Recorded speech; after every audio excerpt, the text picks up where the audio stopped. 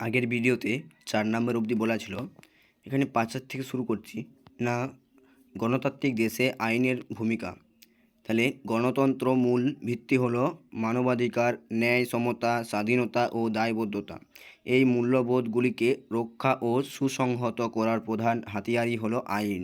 তাহলে আইন ছাড়া গণতন্ত্র শুধু তাত্ত্বিক ধারণা থেকে যায়, কার্যকর রাষ্ট্র ব্যবস্থা গড়ে ওঠে না। সুতরাং গণতান্ত্রিক রাষ্ট্রে আইনের ভূমিকা অত্যন্ত গভীর ও বহুমাত্রিক। নাগরিকদের অধিকার সুরক্ষা। তাহলে গণতান্ত্রিক রাষ্ট্রে আইন জনগণের মৌলিক অধিকার রক্ষা করে, যেমন বাক স্বাধীনতা, সমতা, ধর্মীয় স্বাধীনতা, সাংবিধানিক প্রতিকার ইত্যাদি। কোনো ব্যক্তি বা প্রতিষ্ঠান যেন এই অধিকার লঙ্ঘন করতে পারে না, সে নিশ্চয়তা আইন দেয়। সমতা প্রতিষ্ঠা ও বৈষম্য দূরীকরণ। আইনের শাসন, রুল অফ ল গণতন্ত্রের প্রধান ভিত্তি। এটি কি বলে না, সকল ব্যক্তি আইনের কাছে সমান, যেমন জাতি, বর্ণ, লিঙ্গ, ধর্ম, ভাষা।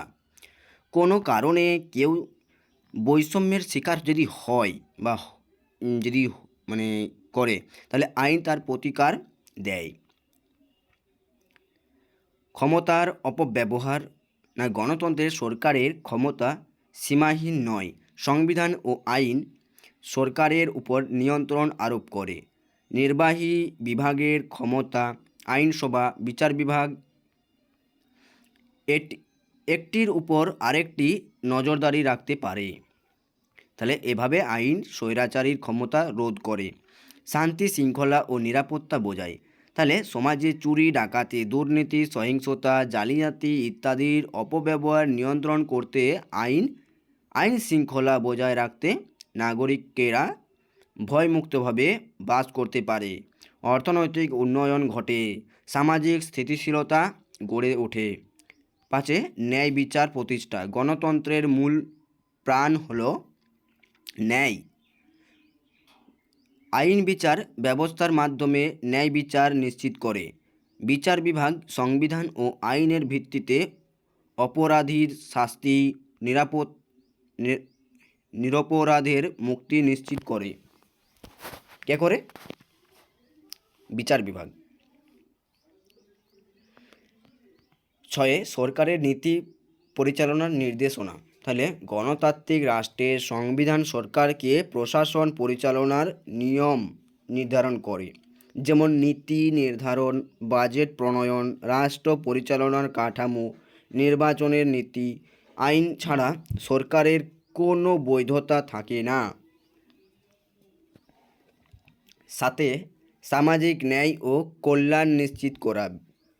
বিভিন্ন আইন সমাজে ন্যায় ও কল্যাণ প্রতিষ্ঠা করে, যেমন ভূমি সংক্রান্ত আইন, শ্রম আইন, শিক্ষা অধিকার আইন, ভোক্তা সুরক্ষা আইন, নারী ও শিশুর সুরক্ষা আইন। এগুলো গণতন্ত্রকে কার্যকর ও মানবিক করে তোলে। 8 অর্থনৈতিক কার্যক্রম নিয়ন্ত্রণ। তাহলে ব্যবসা বাণিজ্য, কর ব্যবস্থা, ব্যাংকিং, শ্রমবোঝাই, তবে ডিজিটাল নিরাপত্তা সবই আইন দ্বারা নিয়ন্ত্রিত। আইনের মাধ্যমে একটি স্বচ্ছ, দুর্নীতিমুক্ত ও প্রতিযোগিতামূলক অর্থনৈতিক গড়ে ওঠে। 9 কি বলছে? নির্বাচন ও রাজনৈতিক প্রক্রিয়া পরিচালনা। তাহলে গণতন্ত্রের প্রাণ হলো স্বচ্ছ ও নিরপেক্ষ নির্বাচন। তাহলে নির্বাচন কমিশন, নির্বাচিত বিধি, রাজনৈতিক দল, নিবন্ধন সবই আইন দ্বারা পরিচালিত। তাহলে কি নির্বাচন কমিশন, নির্বাচনী বিধি, রাজনৈতিক দল, নিবন্ধন, এগুলো সবই আইন দ্বারা পরিচালিত হয়। আইন নির্ধারণ করে যে ভোটাধিকার, প্রার্থী হওয়ার যোগ্যতা, নির্বাচনী ব্যয়, ভোট গণনা ও ফল ঘোষণা, এই সমস্তের। 10 নাগরিকদের কর্তব্য নির্ধারণ। তাহলে আইন শুধু অধিকার নয়, নাগরিকদের কর্তব্য ও নির্ধারণ করে।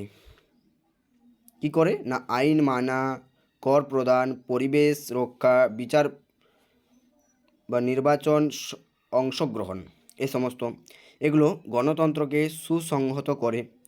তাহলে আমরা শেষে বা উপসংহারে কী বলবো না, গণতান্ত্রিক রাষ্ট্র আইনের উপর দাঁড়িয়ে আছে। তাহলে আইন নাগরিকের অধিকার রক্ষা করে, সরকারের ক্ষমতা নিয়ন্ত্রিত রাখে, ন্যায় ও সমতা প্রতিষ্ঠা করে এবং দেশের সামাজিক, অর্থনৈতিক ও রাজনৈতিক স্থিতিশীলতা গড়ে তোলে। তাই গণতান্ত্রিক দেশ পরিচালনার জন্য কার্যকর, স্বচ্ছ ও মানবিক আইন ব্যবস্থা একান্ত প্রয়োজন। Thank you my channel B study one. সকলকে অনেক অনেক ধন্যবাদ। সুখে থাকবেন এবং মন দিয়ে পড়াশোনা করবেন।